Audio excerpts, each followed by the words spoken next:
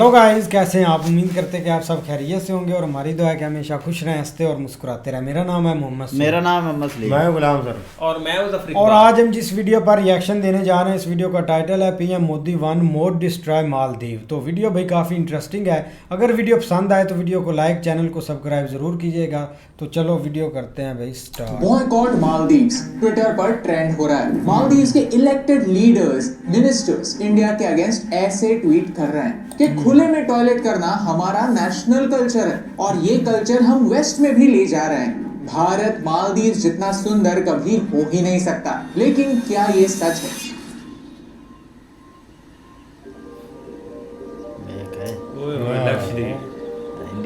ये नजारे देखिए, सुंदर बीचेस देखिए, क्लियर स्काईज और उससे भी क्लियर पानी देखिए।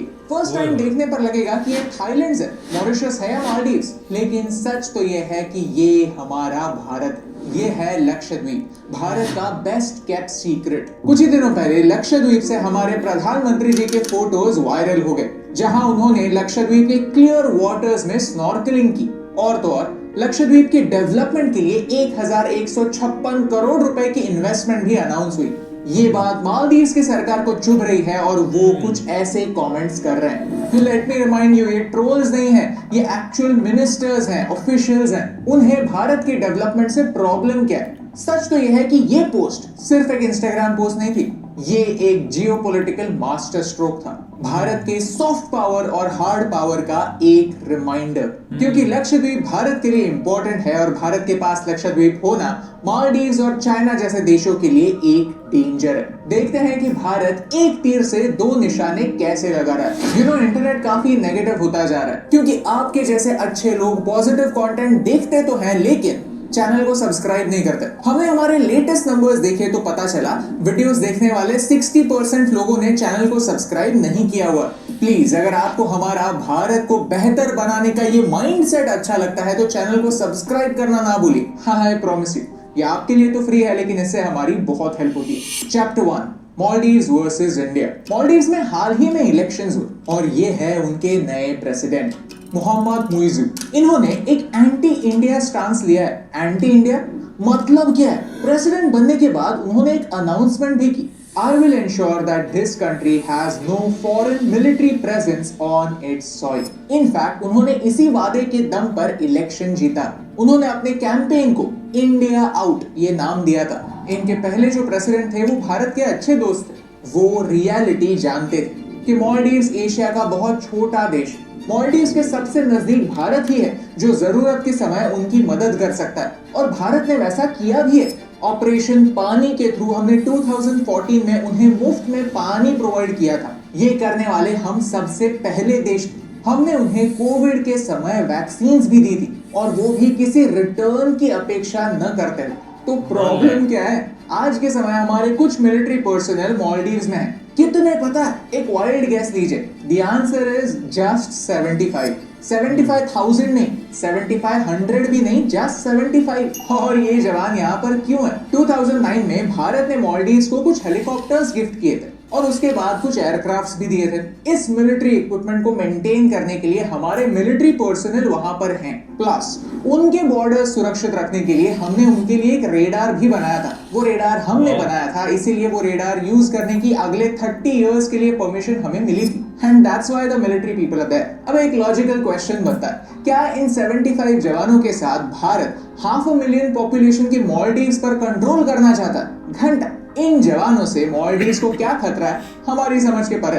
अगर आपको समझता है तो आप हमें कमेंट्स में जरूर बताइए ताकि हमारा थोड़ा नॉलेज बढ़े। लेकिन जब इलेक्शन के दौरान फॉरेन मिलिट्री पर्सनल ऐसे शब्द यूज होते हैं तब वोट्स के लिए अच्छा होता है, लोगों के दिलों में डर बैठ जाता है और फिर वोट्स आते हैं। इसीलिए मुइज़ू ने यही स्ट्रैटेजी अपनाई और इलेक्ट होते ही भारत को एक फॉर्मल नोटिस भी भेज दी कि भाई आपके जवानों को वापस बुला लो, हमें उनकी कोई जरूरत नहीं है। जब मोदी जी ने लक्षद्वीप के फोटोज और वीडियोस अपलोड किए तो मालदीव्स की गवर्नमेंट को मिर्ची लगी। याद रखिए, यहाँ पर मालदीव्स का मेंशन कहीं पर भी नहीं था। It's simple.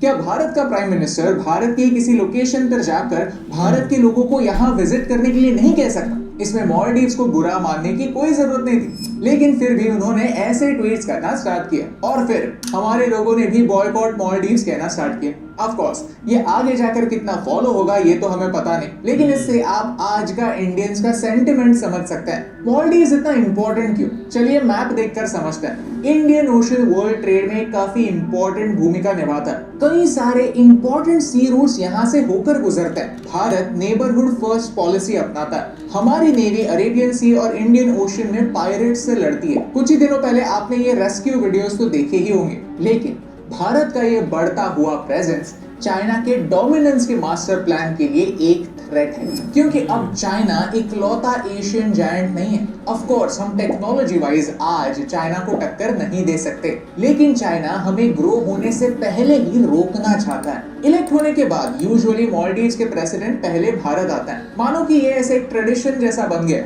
लेकिन इस बार मुइज़ू ने ये ट्रेडिशन ब्रेक। पहले तो वो टर्की गए और उसके बाद अब वो चाइना जाने वाले हैं, यानी उन्होंने भारत को एक बार नहीं दो बार स्नब किया। एक्चुअली स्पीकिंग भारत से ही उन्हें सबसे ज्यादा फायदा होता है। भारत उन्हें बिजनेस भी देता है और एसेंशियल रिसोर्सेज भी। मालदीव्स आने वाले सबसे ज्यादा टूरिस्ट इंडियन होता है। हर 4 में से 1 टूरिस्ट इंडियन होता है। मालदीव्स की इकोनॉमी टूरिज्म फोकस्ड है। फिशरीज और टूरिज्म को मिलाकर उनकी 40% इकोनॉमी बनती है। मालदीव्स को प्रोटेक्ट करने के लिए जब उन्हें रेडार्स बनाने थे, तब हमने उन्होंने $50 मिलियन की लाइन ऑफ क्रेडिट दी थी। लेकिन ये सारी बातें भूलकर मालदीव्स चाइना की ओर झुक रहा है। अब आप में से कई लोग कहेंगे कि हमारे कई सारे वीडियोस में चाइना का जिक्र क्यों होता है। चाइना एक ऐसा देश है जिसके बारे में जितना पढ़ा जाए उतना ही उनका सिनिस्टर मास्टर प्लान खुलता जाता है। चाइना हरकतें ही कुछ ऐसी करता है, लेकिन चाइना के बारे में बाद में बात करेंगे। पहले जानते हैं भारत के सीक्रेट वेपन के बारे में। चैप्टर 2, भारत का सीक्रेट वेपन।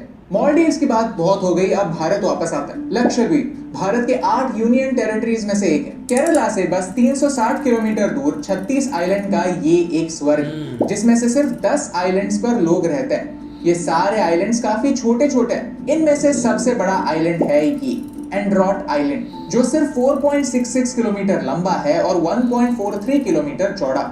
लक्षद्वीप भारत की सबसे छोटी यूनियन टेरिटरी है। इन आइलैंड्स का 97% हिस्सा फॉरेस्ट है और इसे इकोलॉजिकली सेंसिटिव एरिया माना जाता है। यहाँ का टोटल पॉपुलेशन सिर्फ 64,000 है, जिनमें से 90% से भी ज्यादा ट्राइबल लोग हैं। यहाँ टूरिज्म की शुरुआत 1994 में हुई थी और वो भी सिर्फ एक आइलैंड में। बाकी सारे आइलैंड्स ट्राइब्स के लिए और लोकल्स के लिए रिजर्व थे। साथ ही साथ लक्षद्वीप एक इंपॉर्टेंट नेवल बेस भी है। चैप्टर 3, भारत का मास्टर प्लान। आज भारत लक्षद्वीप में 1156 करोड़ की इन्वेस्टमेंट कर रहा है। बड़े बड़े प्रोजेक्ट्स ला रहा है, जिनमें ब्रॉडबैंड इंटरनेट, पीने का पानी, फेरी सर्विसेज के साथ साथ इको टूरिज्म भी शामिल है। लक्षद्वीप न्यूज में आज है, लेकिन इसका मतलब ये नहीं कि सिर्फ मालदीव्स को जवाब देने के लिए लक्षद्वीप को डेवलप किया जा रहा है। इसकी प्लानिंग बहुत पहले ही शुरू हो चुकी थी। चलिए थोड़ा रिवाइंड करते हैं। 2018 की बात है। 10 अगस्त 2018 को नीति आयोग ने इन आइलैंड्स के डेवलपमेंट के लिए एक कॉन्फ्रेंस होस्ट किया, जिसका मेन ऑब्जेक्टिव ये था कि सस्टेनेबल डेवलपमेंट गोल्स को सामने रखकर अंडमान और लक्षद्वीप के आइलैंड्स पर इको टूरिज्म डेवलप किया जाए। नीति आयोग का प्लान ही यही था कि ट्राइबल एरियाज को छोड़कर बाकी एरियाज में डेवलपमेंट। इसमें अंडमान निकोबार और लक्षद्वीप दोनों यूटीज की बात हो रही थी। यहाँ आपको शायद काला पानी नाम की सीरीज याद आई होगी, जहाँ पर डेवलपमेंट के नाम पर ट्राइबल एरियाज में घुसा जाता है, रूल्स तोड़े जाते हैं और इसका अल्टीमेटली नुकसान हमें ही भुगतना पड़ता है। सीरीज काफी बढ़िया है, लेकिन हमें ये समझना इंपॉर्टेंट है कि नीति आयोग में काम करने वाले लोग एक्सपर्ट्स होते हैं। सालों का स्टडी और रिसर्च करने के बाद ही चीजें अप्रूव होती हैं। एग्जिस्टिंग कंडीशंस और आने वाले थ्रेट्स को स्टडी करके ही कदम उठाए जाते हैं। इस मास्टर प्लान में अलग अलग पैकेजेस यानी अलग अलग स्टेजेस हैं। पैकेज 1 में अंडमान के islands Aves, Long, Smith and Ross islands develop होंगे और दूसरे पैकेज में लक्षद्वीप के बंगाराम, चेरियाम, मिनिकॉय, सुहेली एंड टिनका डेवलप होंगे। यहाँ 11 एंकर टूरिज्म प्रोजेक्ट स्टार्ट होंगे, जिनके अराउंड पूरी इको टूरिज्म इंडस्ट्री डेवलप होगी। यहाँ इको टूरिज्म ये शब्द काफी इंपॉर्टेंट है, क्योंकि अक्सर हम देखते हैं कि डेवलपमेंट और एनवायरनमेंट दोनों अलग अलग छोर पर होते हैं। दोनों में एक टग ऑफ वॉर का खेल शुरू होता है। अगर हमने एनवायरनमेंट को चुना तो डेवलपमेंट नहीं होगी,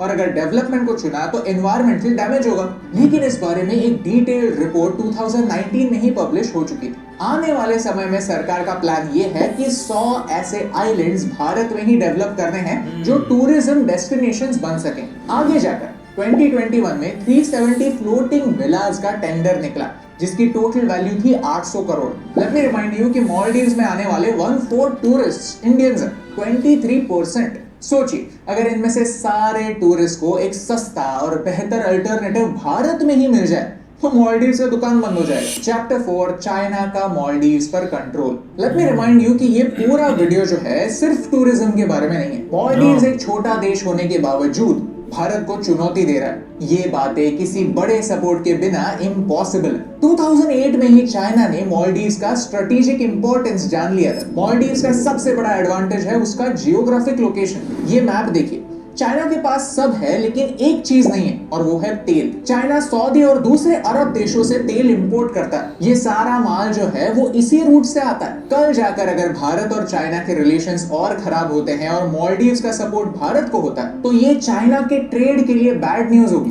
क्योंकि चाइना से एक्सपोर्ट होने वाला सारा माल भी मालदीव्स के नजदीक से होकर गुजरता है। आप चाइना की स्ट्रिंग ऑफ पर्ल्स थ्योरी के बारे में तो जानते ही होंगे, जहां चाइना भारत के अराउंड स्ट्रेटेजिक इन्वेस्टमेंट्स कर रहा है, वहां के इलेक्शंस में इंटरफियर कर रहा है और उन्हें इन्फ्लुएंस भी कर रहा है। भारत को ओशन के सब ओर से घेर रहा है। अगर आपको इस वीडियो के बारे में और जानकारी चाहिए तो इस वीडियो में हमने इसे डिटेल में एक्सप्लेन किया। चाइना इंडियन ओशन के आइलैंड नेशंस के साथ दिन ब दिन अपने रिलेशन सुधार रहा है और मालदीव्स जैसे छोटे देशों को चाइना की जरूरत है। 2011 से पहले मालदीव्स लीस्ट डेवलपमेंट कंट्री यानी LDC के लिस्ट में आया करता था, लेकिन अब वो उससे बाहर है। यानी इंटरनेशनल ऑर्गेनाइजेशंस ने ये समझ लिया है कि अब मालदीव्स धीरे धीरे डेवलप हो रहा है तो उन्हें हमारे एड की उतनी ज्यादा जरूरत नहीं। इंटरनेशनल एड यानी आने वाला पैसा कम हो गया तो डेवलपमेंट होगी कैसे? एज अ रिजल्ट मालदीव्स को नए स्ट्रेटेजिक रिश्ते बनाने पड़े और चाइना ने इस चांस पर जमकर डांस किया। ये है China Maldives friendship bridge.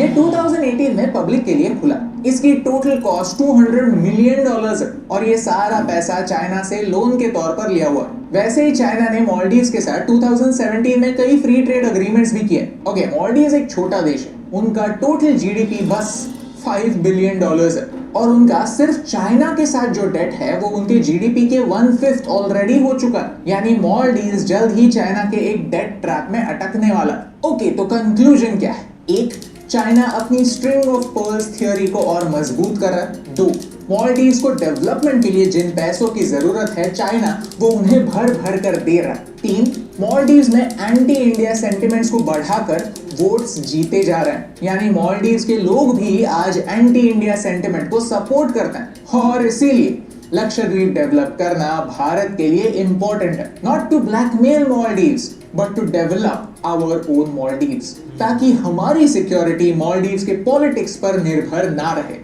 Indian ocean में एक स्ट्रॉन्ग इंडियन प्रेजेंस बना रहे, लक्षद्वीप की डेवलपमेंट हो और हम इंडियंस के लिए एक सुंदर मालदीव्स अल्टरनेटिव बने, ताकि हम दूसरे कहीं के नहीं यहीं के फोटो शेयर करें और गर्व से कहें ये है मेरा भारत। Chapter 5 conclusion. इस वीडियो की शुरुआत में आपने बॉयकॉट मालदीव्स ये टर्म सुनी होगी, लेकिन लेट मी क्लैरिफाई, पैसा आपका है। आपको जिस देश में जाना है आप वहां पर जा सकते हैं। आपके पैसे को जैसे खर्च करना है आप वैसे कर सकते हैं, लेकिन एक बात जरूर सोचिए कि जहां के लोग इंडिया आउट कैंपेन करने वाले प्रेसिडेंट को इलेक्ट करते हैं वहां के ही लोगों को आप भर भर के पैसे क्यों देना चाहते हैं? चलिए एक सवाल लेते हैं, मैं भी खुद से पूछता हूँ, आप भी खुद से पूछिए। जब हम बीच पर वेकेशन मनाने की सोचते हैं तो क्यों लक्षद्वीप और अंडमान जैसे नाम हमारे दिमाग में नहीं आते?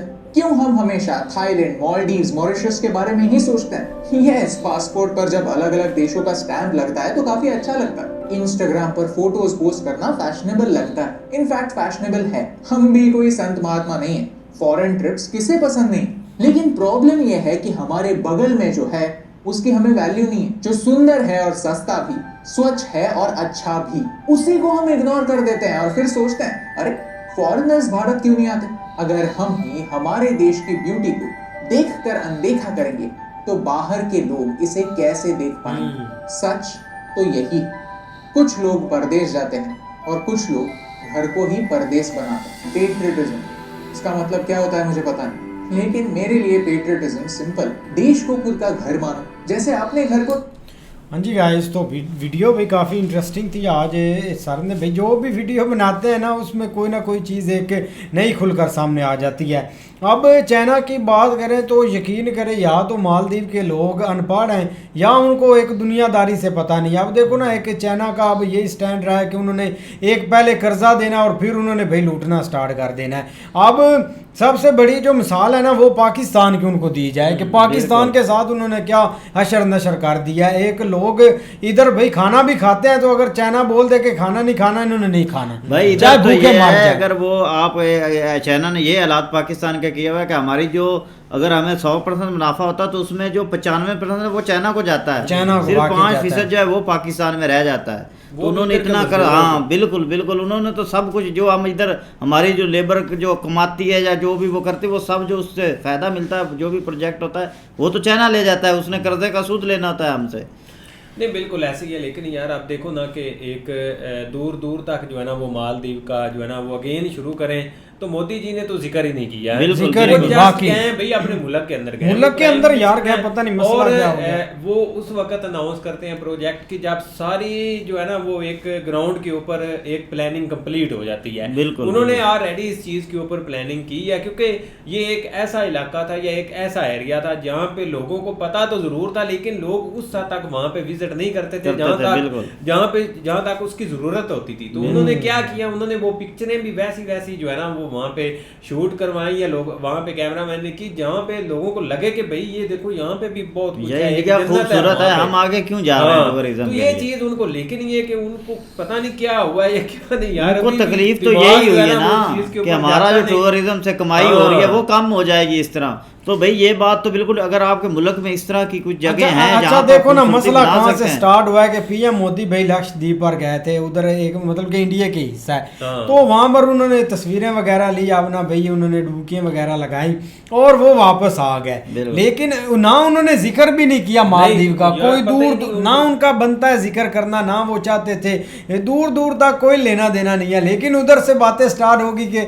अब देखो ना, यहाँ तो पीएम भाई मोदी एक मतलब कि एक ब्रांड समझ लें कि वो उधर गए और लक्षद्वीप का टूरिज्म एक हाई पर चला जाएगा और एक मालदीव का कम हो जाएगा, यही उनको फिर डाल है। आप ये देखें जो इंडिया का कश्मीर है वहाँ पर टूरिज्म बहुत ज्यादा आता है, मालदीव से भी ज्यादा। पिछली दफा कश्मीर में रिकॉर्ड टूटा था भाई। तो इस तरह नहीं कि इंडिया में कोई खूबसूरती नहीं है, लेकिन वो गए वहाँ पर, उन्होंने इन्वेस्ट किया। एक प्राइम मिनिस्टर है, उसने पूरे मुल्क को देखना है, जहाँ उसको लगता है कि यहाँ पर हमें जरूरत है, उसने वहाँ पर जाकर अपनी इन्वेस्टमेंट करनी बाकी इसमें कोई शक। आप देख लो ना कि जो मेजर होटल है, खासकर आप ताज के ऊपर आ जाए, ताज होटल वालों ने अनाउंसमेंट सबसे बढ़कर जो है ना वो भाई इसराइल ने वहाँ पे अनाउंसमेंट कर दी है कि हम जो है ना वो वहाँ पे इन्वेस्टमेंट करते हैं, या इस तरह का जो है ना वो सीन करते हैं। तो अब उनके बल्ले क्या रह जाना, ये देखना आप, ये इन 2-4 सालों में वहाँ पे पता नहीं क्या से क्या हो जाना है। मैं कहता हूँ कल से स्टार्ट हो गया होगा कि लोग वहाँ पे भाई हकीकत देखा जाए तो मालदीव इंडिया का कुछ भी बिगाड़ नहीं सकता, कुछ भी नहीं कर सकता। अगर इंडिया वहाँ से अपना हाथ निकालता है तो इसका मालदीव को बहुत ज्यादा नुकसान उठाना पड़ेगा। बिल्कुल ये समझना चाहिए देखो ना, सारी एक चीजें देखकर अब जो चीजें हो रही है वो भाई एक चाइना ही इसके पीछे खड़ा है, चाहे जो भी हो जाए भाई, ये उनकी पॉलिसी है और उस चीज से वो एक मतलब के एक घेरा करना चाहते हैं, लेकिन होगा कुछ भी नहीं। अब देखो ना, एक इंडिया और चाइना की बात करें तो भाई एक दोनों पॉलिटिक उनकी हाई है, चाहे जो भी हो जाए, मतलब के हर कंट्री के साथ, चाइना के तो ठीक है, एक अमेरिका के साथ भी रिलेशन मतलब के ठीक नहीं है, लेकिन हाँ तक के वो ट्रेड जरूर करते हैं। उन्होंने अपना कारोबार नहीं बंद किया, ना इंडिया ने ना अमेरिका ने, वो चीजें करते रहेंगे, लेकिन कामयाब भी है ना, कामयाब भी है। लेकिन इन्होंने वार ऐसी करने होते, छोटी छोटी कंट्रियों को आपने लक्ष्य में किया और ऊपर से चीजें एक दबाव में डाला, और ये कुछ भी नहीं कर सकता ना चाइना ना अमेरिका। इन्होंने एक मुल्क पर अपनी डिपेंड एक मतलब के बनानी होती है कि हम पर इतना एक डिपेंड हो जाए कि जो भी चीजें हो एक हमसे ये पूछ कर करें। जिस तरह अमेरिका सुपर पावर है तो उसको हर मुल्क को अपने अंडर कंट्रोल रखना पड़ता है, करना पड़ता है। पावर है ना, कोई इतना आसान नहीं। आप देखो ना अब अगर ये चीजें होती तो इंडिया तो नहीं आता हाथ भाई, अमेरिका के भी चाहे जो भी हो जाए, मतलब कि उन्होंने बोला था कि रूस से भाई तेल नहीं खरीदना, उन्होंने नहीं खरीदा, चाहे ये जो भी हो जाए। ऐसे ही है ना, रूस से तेल आपने मतलब के लेना है, नहीं लेना तो भाई इंडिया ने लिया था, चाहे अमेरिका जो भी कर ले। अब देखो ना, एक रूस या ईरान से कोई बंदा है मतलब कि थोड़ी सी एक ट्रेड स्टार्ट करे तो उस कंट्रियों पर वो ऐसे टूट पड़ते हैं जैसे भाई बंदा बोटी पर टूट पड़ता है।